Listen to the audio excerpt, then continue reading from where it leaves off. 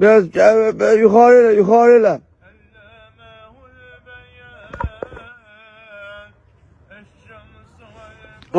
Aç şey. Ama babdan. Basıp bağlama burada. Sıçı duvan doku.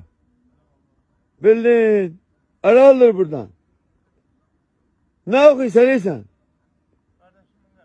Yoksa sen bilsen ne okuyorsan? Ne okuyorsan sen?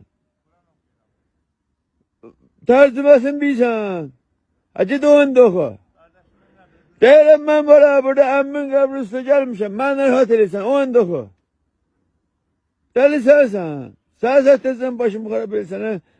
Şöyle yatmamışım. Gelip burada kabristanlıkta oturmuşum burada. Sen de benim ağzımı kara bilirsen. Ciddi 19'da diyorum sana.